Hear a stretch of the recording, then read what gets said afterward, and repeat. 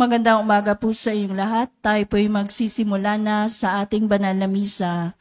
Tumayo ang lahat para sa orasyon.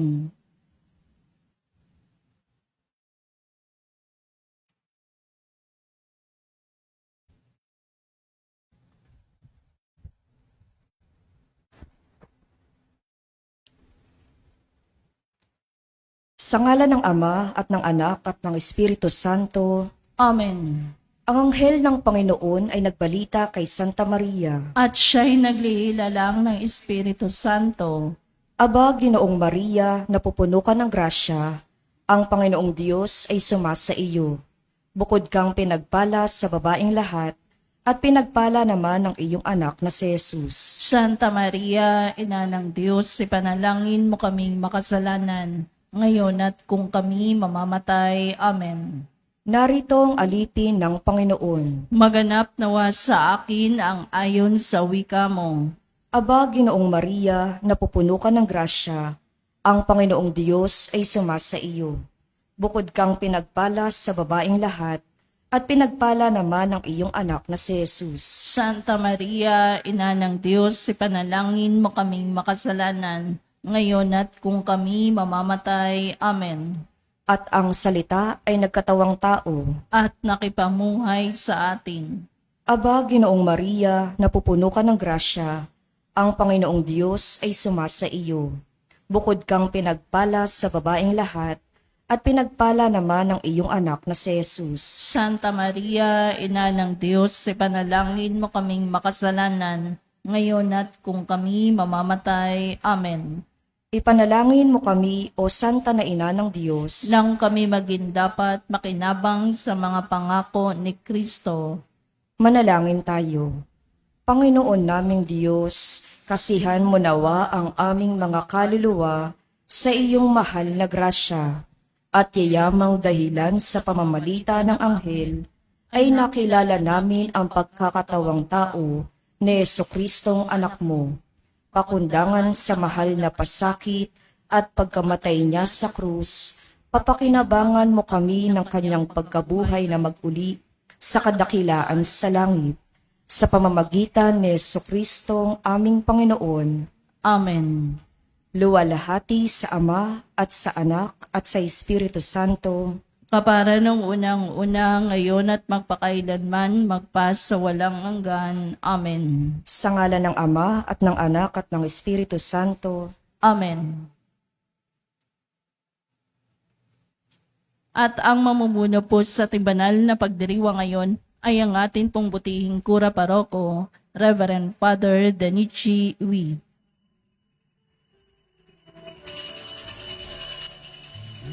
Ng Panginoon, umawit ng kagalakan, at tugtugin ng gitara, at ang kaaya-ayang lira.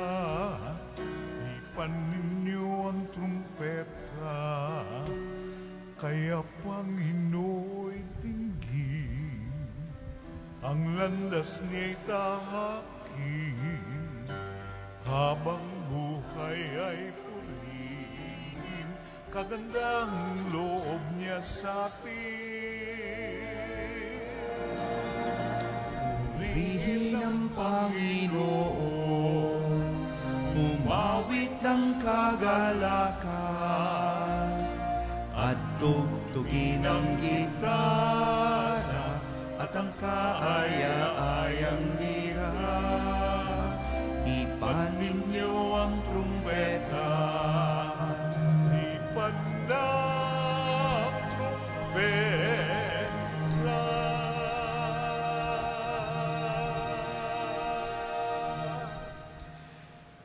Simulan natin ang ating pagdiriwang sa ngalan ng Ama at ng Anak at ng Espiritu Santo.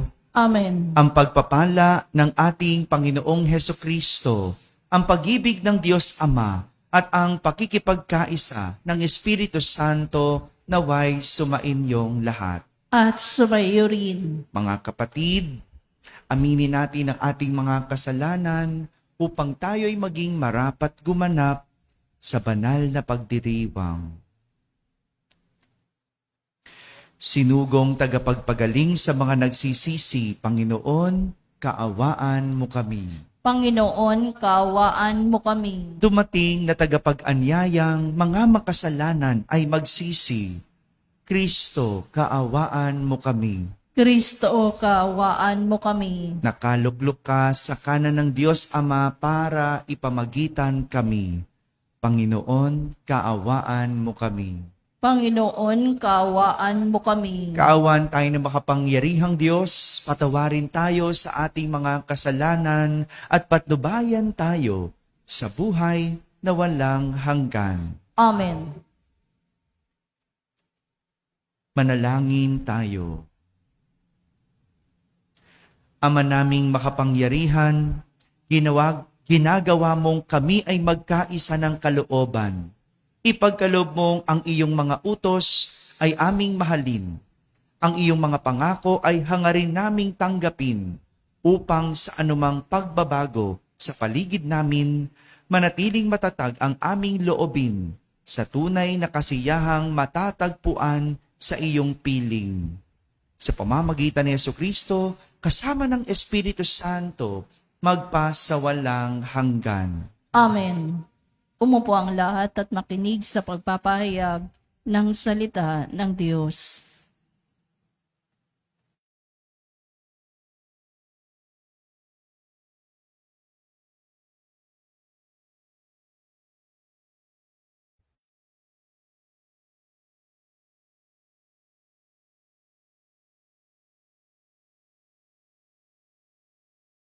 Pagbasa mula sa ikalawang sulat ni Apostol San Pablo sa mga taga-Tesalonika.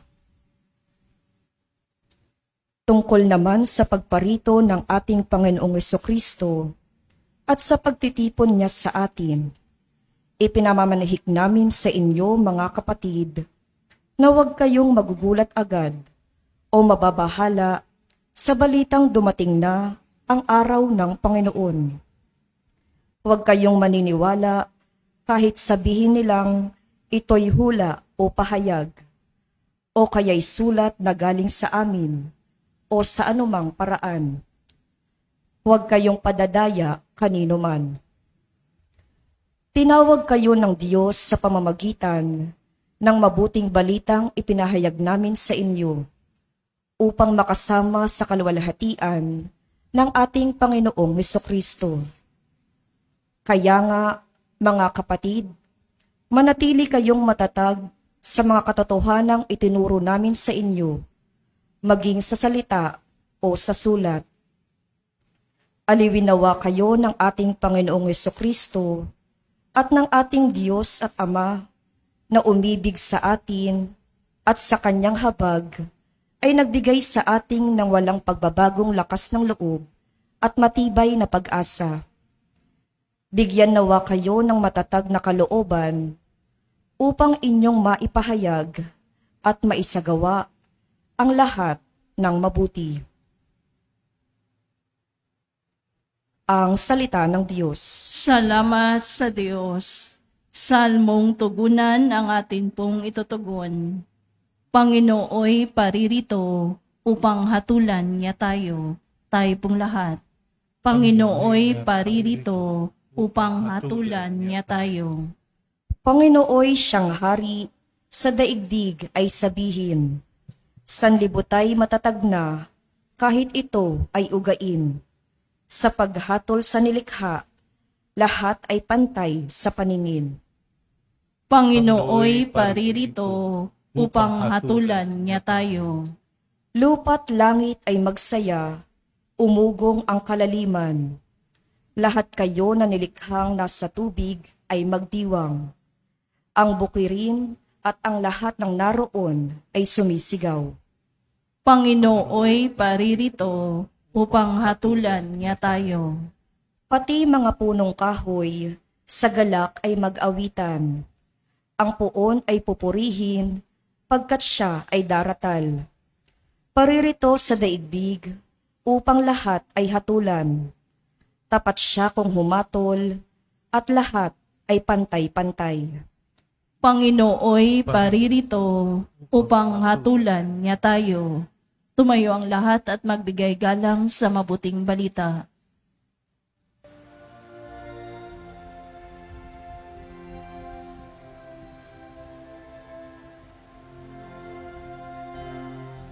Alleluia, alleluia.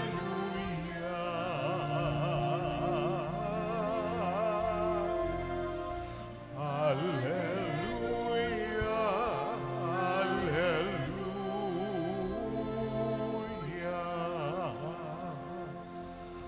Buhay ang salita ng Diyos, ganap nitong natatalos, tanang ating nilolo.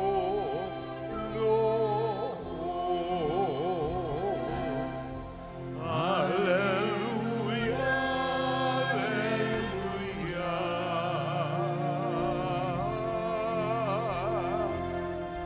Alleluia, alleluia.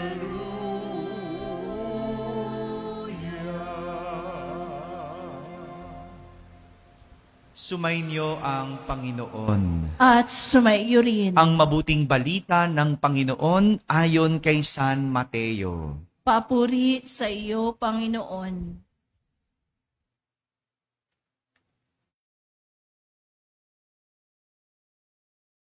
Noong panahong iyon, sinabi ni Jesus, sa aba ninyo, mga eskriba at mga pariseyo, mga mapagpaimbabaw. Ibinibigay ninyo ang ikapo ng gulaying walang halaga, ngunit kinaliligtaan ninyong isagawa ang lalong mahahalagang aral sa kautusan, ang katarungan, ang pagkahabag at ang katapatan. Tamang gawin ninyo ang mga ito, ngunit huwag naman ninyong kaliligtaang gawin ang iba. Mga bulag na taga-akay, sinasala ninyo ang niknik sa inyong inumin, ngunit nilulunok ninyo ang kamelyo.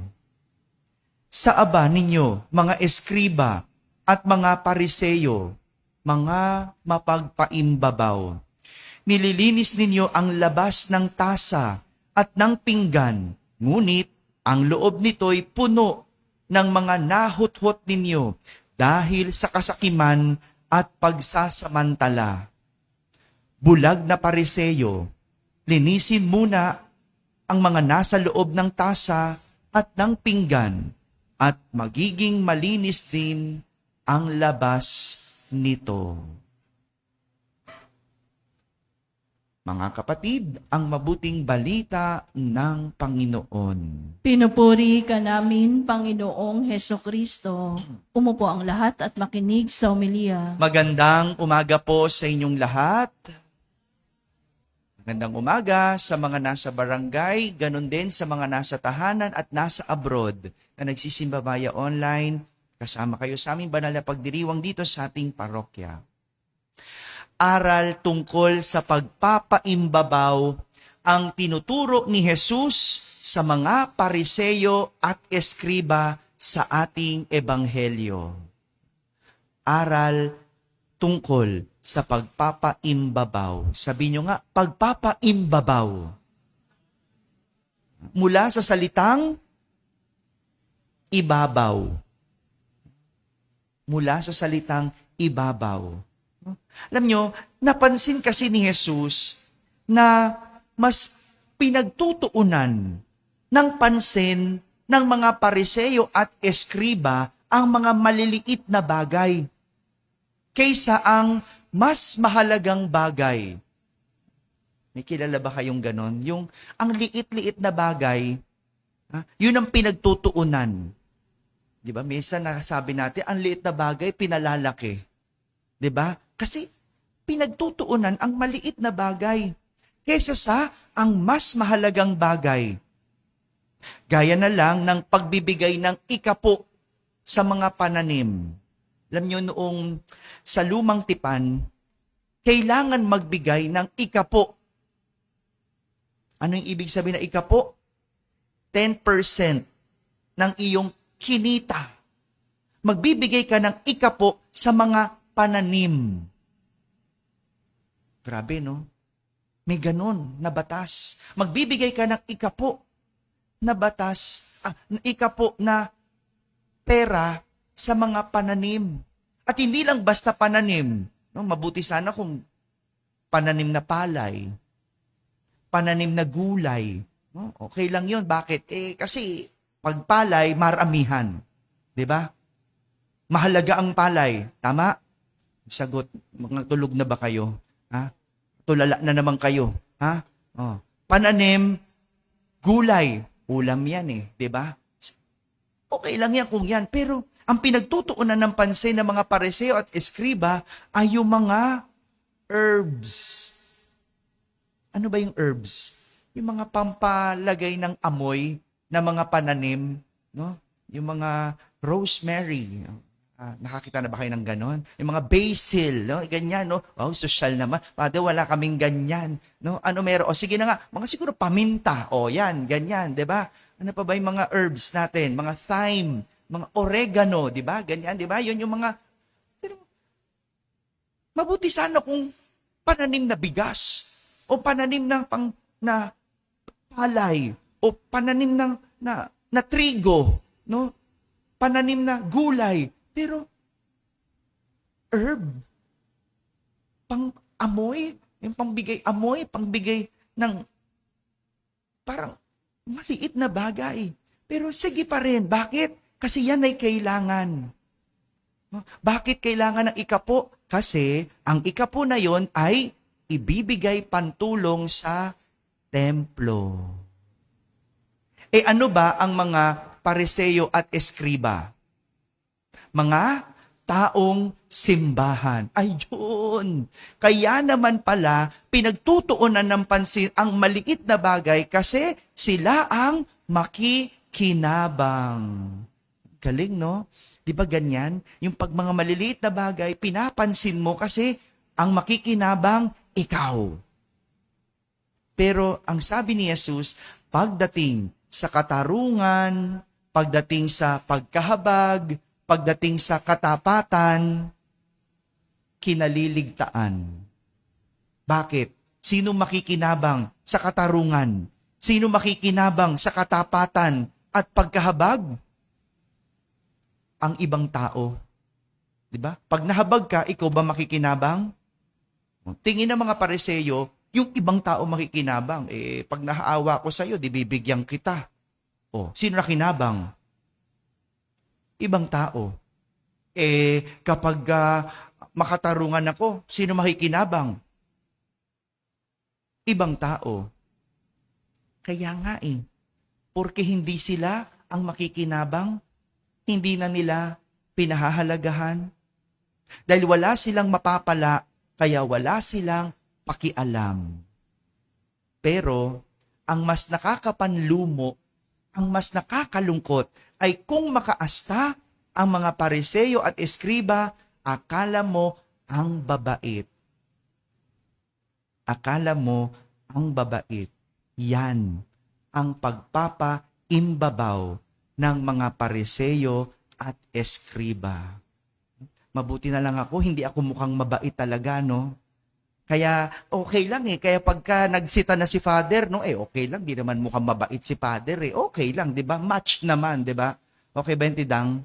'Di ba? Walang magtatampong MBG sa akin, hindi naman mukhang mabait si Father 'di ba, Tidang? 'Di ba nagising si Ate Dang 'di ba? Talagang ganoon. No, buti na lang talaga. Hindi talaga ako mukhang mabait, no? 'Di ba? Nanay Lenny, 'di ba?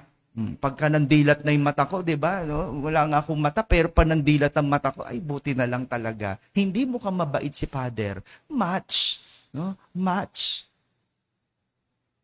Kaya nga ginamit ni Jesus ang imahe ng tasa at pinggan para bigyan ng imahe kung ano ang dapat isinasaalang-alang, no? Talaga naman si Jesus, no? Ultimo tasa, ultimo pinggan, merong aral.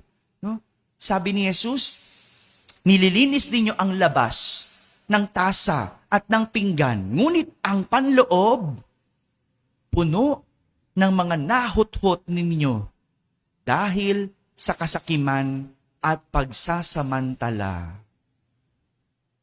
Sa pinggan at tasa, ang mahalaga ay panloob. Tama ba? 'Di ba? Abay, syempre, ano bang ginagamit mo? Yung panlabas o panloob? Panloob. 'Di ba? Sa tasa at pinggan, ang mahalaga, panloob. Dahil makakaapekto ito sa ilalagay mong laman kung marumi ang loob. Tama? O, marumi yung loob. Bubuhusan mo ba ng tubig? Marumi yung pinggan. No? Lalagyan mo ba ng kanin? Hindi. 'Di ba? Kahit na marumi yung labas, basta malinis ang loob, mapapakinabangan ang plato at tasa. Kapag madumi ang panloob, sakit ang pwedeng idulot sa tao. Kapag madumi ang panloob ng tasa, hindi ito magiging kapaki-pakinabang. Ang galing, no? Pati plato, pati tasa may aral. Kapag marumi ang loob, hindi ito magiging kapaki-pakinabang. Parang sa tao, kapag marumi ang panloob, magdudulot ito ng sakit at sakit sa mga tao. Ganon din, kapag marumi ang panloob, hindi siya magiging kapaki-pakinabang. Kaso ang tao nakatingin sa panlabas. Tama? Mapagsabihan lang, naku, nagtampo na. No, hindi niya alam, yung nasa loob, gusto lang naman magturo. No? Diba, Tidang? Gusto ko lang naman turuan. No? Nagtampo na agad. No? Hindi nakita yung loob. Kasi nakita yung labas. No? Mukha kasi masungit si Father talaga. Mukha namang hindi mabait. Talaga, ayaw na lang. No, Tidang? Ba't ganun? No? May ganun. No? Malapit ko ng pangalanan, may ganun. No? Pero, ang mahalaga, malinis ang loob. Anong nasa loob? Kaya nga, sinasabi ni Jesus, linisin mo muna ang nasa loob ng tasa at ng pinggan at magiging malinis din ang labas nito. Ito din ang naging babala ni San Pablo sa mga taga-Tesalonica.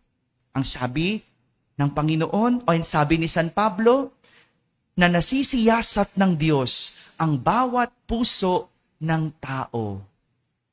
Nasisiyasat. The Lord search the mind and the heart of the people. Ang galing no? Nasisiyasat. Kaya alam niya kung sino ang nanghihina at sino ang may masamang balak. Isa itong magandang aral para suriin natin ang ating kalooban at iakma ang panlabas na ginagawa. Sila ba'y magkatugma? Ang panloob ba at panlabas ay magkatugma? Ang pagsisimba ba ay tugma sa disposisyon ng puso? O baka naman, Marky, kasi kailangan ko lang ng points kay Father, kundi hindi ako magiging sakristan, di ba? No? Pero bilib na ako sa mga to ba? Hindi. Sinundan ako niyan kahapon sa misa ko, ay nung linggo, nung linggo, yung misa ko doon sa ibang parokya, ano ba? Malapit na talaga ako mabilib talaga sa mga to talaga. No? Di ba? Yung bang pagsisimba ko, tugma sa disposisyon ng puso, ang pagtulong sa kapwa, wala bang halong pamumulitika? Ang paglilingkod, wala bang bahid na motibo? Alam mo, Marky, kaya pinagsisimba ko kayo para ano? Para yung disposisyon ng puso mabago. No, hindi lang, ay gusto ko nakasutana ako. Hindi. Kasi pag nabagong disposisyon ng puso, nagkaroon ka ng pag-ibig sa Diyos, kahit tinatamad ka, babangon ka magsuserve. Kasi bakit? Yung disposisyon ng puso. Yung puso ang may gustong mag-serve. Hindi lang dahil, ay nakasutana ko, ay maporma ito, ay nandito mga barkada ko. Hindi. Kaya ako pinagsisimba, no? 'Di ba? No? Mga kapatid, tandaan, takpan mo man ang iyong kalooban ng panlabas na kabutihan, makikilala pa din ng Diyos ang tunay mong kulay. Dahil ang tingin ng Diyos ay sa puso nakasentro. Amen? Amen.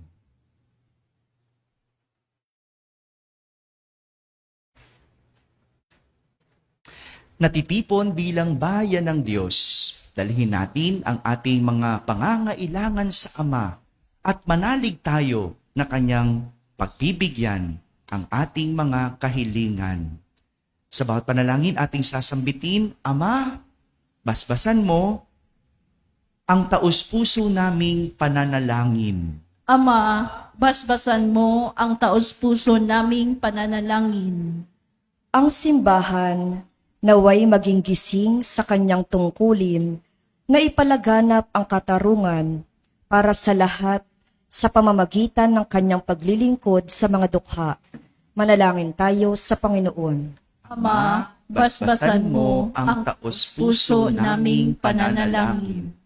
Ang mga opisyal ng gobyerno naway maging tapat sa kanilang pagbibigay ng serbisyo at pagsasakatuparan ng mga programa para sa mga mahihirap at napapabayaan. Manalangin tayo sa Panginoon.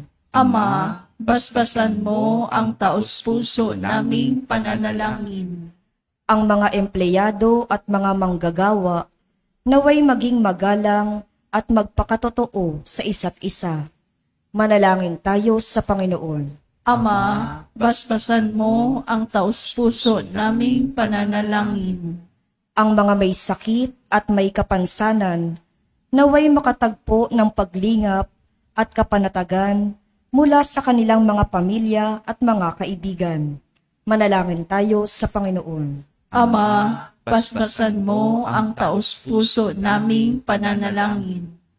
Ang mga lumisan na sa buhay na ito naway magkaroon ng walang hanggang kaligayahan sa piling ng mga banal sa kalangitan. Manalangin tayo sa Panginoon. Ama, basbasan mo ang taos-puso naming pananalangin. Sa katahimikan ating ilapit sa Diyos ang ating mga pansariling kahilingan.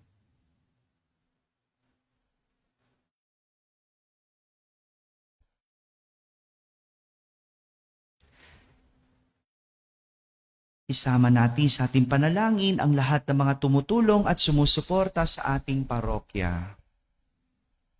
Panalangin tayo sa Panginoon. Ama, basbasan mo ang taos-puso naming pananalangin. Ama naming nasa langit, palalimin mo ang aming pananampalataya upang umunlad kami sa iyong pag-ibig at lagi kaming maglingkod sa iyo ng may kagandahang loob at katapatan sa aming puso. Hinihiling namin ito sa pamamagitan ni Kristo na aming Panginoon. Amen. Umupo ang lahat.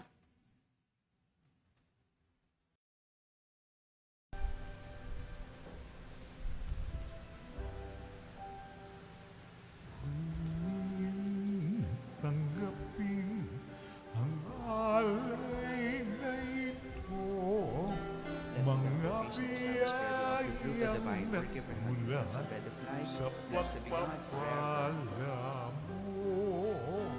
Tanda ng bawat pusong pagkatinibig mo, ngayon'y nananalig, nagmamahal sa'yo.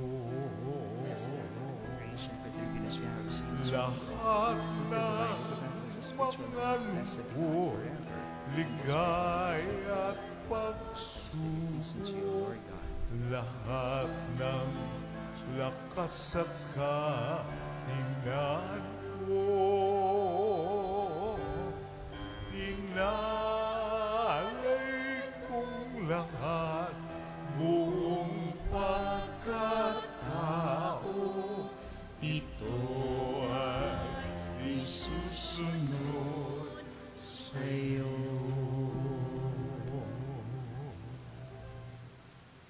Manalangin kayo mga kapatid upang ang paghahain natin ay kalugdan ng Diyos amang makapangyarihan. Tanggapin nawa ng Panginoon itong paghahain sa iyong mga kamay, sa kapurihan niya at karangalan sa ating kapakinabangan at sa buong sambayanan niyang banal. Ama naming lumikha, pinagkamit mo kami ng iyong pagkupkop, pakundangan sa isang pampalagiang paghahandog, kaya't sa iyong sambayanan ay iyong ipagkaloob ang pagkakaisa at kapayapaang nagbubuklod, bunga ng aming mga alay na iyong ikinalulugod. Sa pamamagitan ni Jesucristo, kasama ng Espiritu Santo, magpasawalang hanggan. Amen. Sumainyo ang Panginoon. At sumaiyo rin. Itaas sa Diyos ang inyong puso at diwa. Itinaas na namin sa Panginoon. Pasalamatan natin ang Panginoong ating Diyos. Marapat na siya ay pasalamatan. Ama naming makapangyarihan, tunay ngang marapat na ikaw ay aming pasalamatan. Pinagbibigyan mong ito'y aming maihayag, kahit na ito'y walang anumang maidaragdag, sa kadakilaang sa iyo ay likas.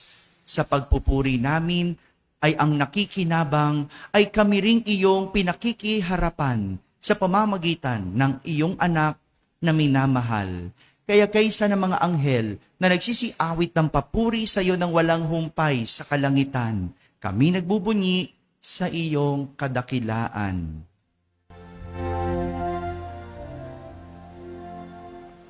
Santo, Santo, Santo, Panginoong Diyos na makapangyarihan, napupuno ang langit at lupa ng kalwalhatian mo. Hosana sa kaitaasan, pinagpala ang naparirito sa ngalan ng Panginoon. Hosana sa kaitaasan. Lumuhod ang lahat.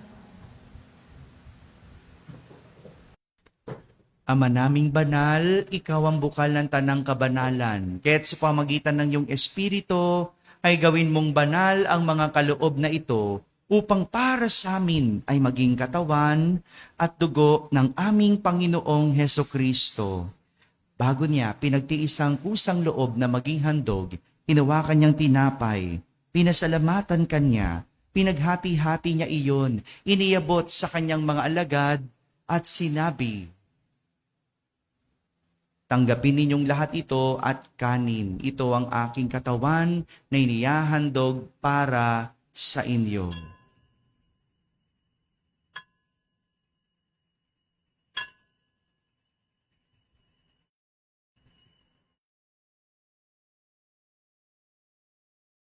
Kaya hindi naman matapos ang hapunan, hinawakan niya ang kalis, muli kanyang pinasalamatan. Iniabot niyang kalis sa kanyang mga alagad at sinabi, "Tanggapin ninyong lahat ito at inumin. Ito ang kalis ng aking dugo, ng bago at walang hanggang tipan. Ang aking dugo na ibubuhos para sa inyo at para sa lahat sa ikapagpapatawad ng mga kasalanan. Gawin ninyo ito sa pag-alaala sa akin."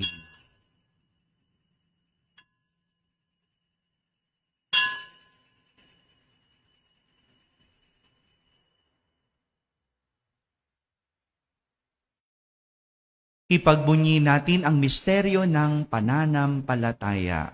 Si Kristo'y namatay, si Kristo'y nabuhay, si Kristo'y babalik sa wakas ng panahon. Ama, ginagawa namin ngayon ang pag-alaala sa pagkamatay at muling pagkabuhay ng iyong anak, kaya't inaalay namin sa iyo ang tinapay na nagbibigay buhay at ang kalis na nagkakaloob ng kaligtasan. Kami nagpapasalamat dahil kami iyong minarapat na tumayo sa harap mo para maglingkod sa iyo. Isinasamo namin kaming magsasalo-salo sa katawan at dugo ni Kristo ay mabuklod sa pagkakaisa sa pamamagitan ng Espiritu Santo. Ama, lingapin mo ang iyong simbahang laganap sa buong daigdig. Puspusin mo kami sa pag-ibig, kaisa ni Leon na aming Papa, ni Jose na aming Obispo at ng Tanang Kaparian. Alalahanin mo rin ang mga kapatid naming nahimlay na may pag-asang sila'y muling mabubuhay. Gayon din ang lahat ng mga pumanaw. Kaawan mo sila at patuloyin sa iyong kaliwanagan. Kaawan mo at pagindapating kaming lahat na makasalo sa iyong buhay na walang wakas. Kaisa na mahal na Birheng Maria na ina ng Diyos, ng kabiyak ng puso niyang si San Jose, kaysa ng mga apostol at ang lahat ng mga banal na namuhay dito sa daigdig ng kalugod-lugod sa iyo. May pagdiwang nawa namin ang pagpupuri sa ikararangal mo sa pamamagitan ng iyong anak na aming Panginoong Hesukristo. Sa pamamagitan ni Kristo, kasama niya at sa Kanya, ang lahat ng parangal at papuri ay sa iyo, Diyos Amang makapangyarihan, kasama ng Espiritu Santo, magpasawalang hanggan.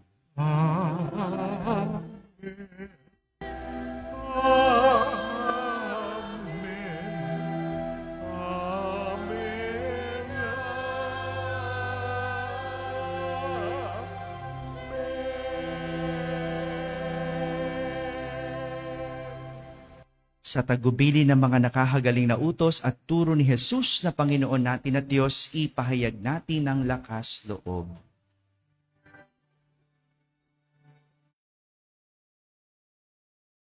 Ama namin, sumasalain, sambahin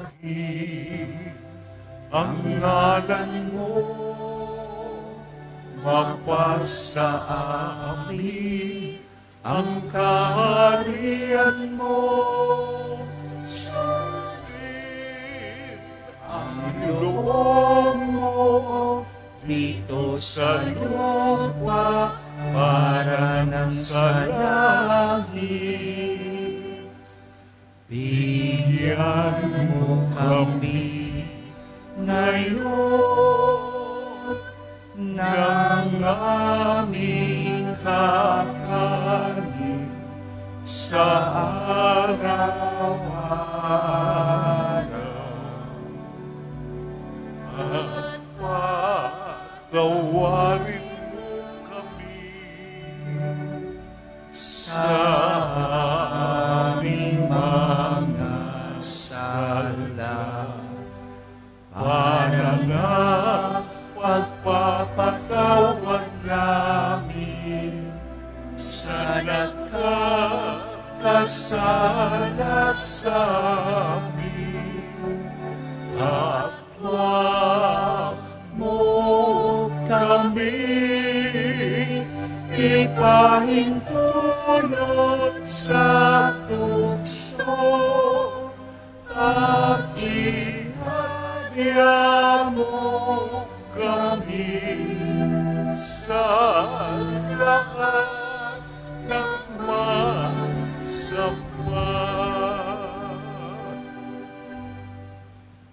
Hinihiling namin kami yadya sa lahat na masama, pagkalooban ng kapayapaan araw-araw, iligtas sa kasalanan at ilayo sa lahat ng kapahamakan, samantalang aming pinananabikan ang dakilang araw ng pagpapahayag ng tagapagligtas namin, si Hesukristo. Sapagkat iyo ang kaharian at ang kapangyarihan at ang kapurihan magpakailanman. Amen. Panginoong Hesukristo, sinabi mo sa iyong mga apostol, kapayapaan ang iniiwan ko sa inyo. Ang aking kapayapaan ang ibinibigay ko sa inyo. Tunghayan mo ang aming pananampalataya at huwag ang aming pagkakasala. Pagkalooban mo kami ng kapayapaan at pagkakaisa ayon sa iyong kalooban, kasama ng Espiritu Santo, magpasawalang hanggan. Amen. Ang kapayapaan ng Panginoon ay laging sumainyo. At sumayo rin. Magbigayan kayo ng kapayapaan sa isa't isa. Peace be with you.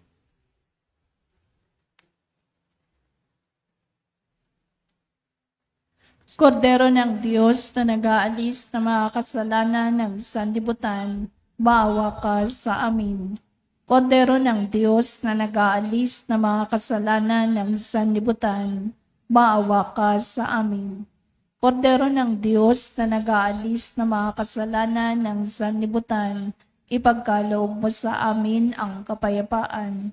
Lumuhod ang lahat.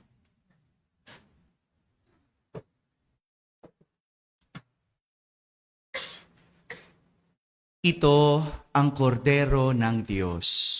Itong nag-aalis sa mga kasalanan ng sanlibutan. Mapalad ang mga inaaniyahan sa kanyang piging.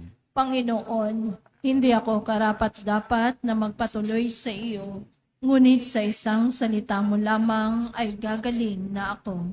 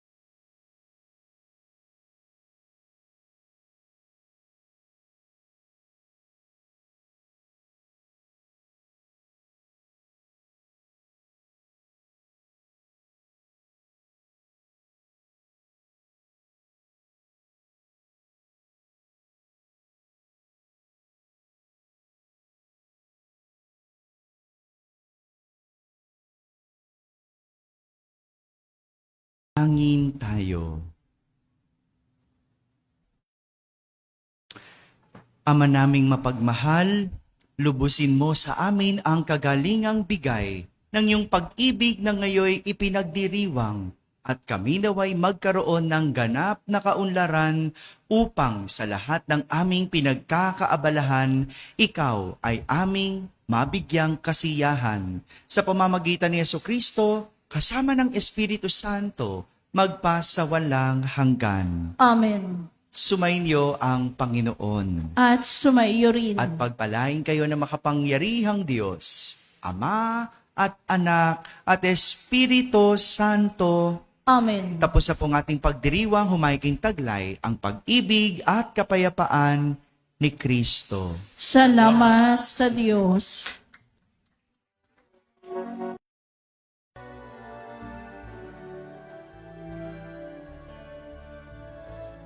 Humayong at ipahayan kanyang pagkalinga, Ama, sa buhay, pag-ibig at katarungan, tanda ng kanyang kaharian.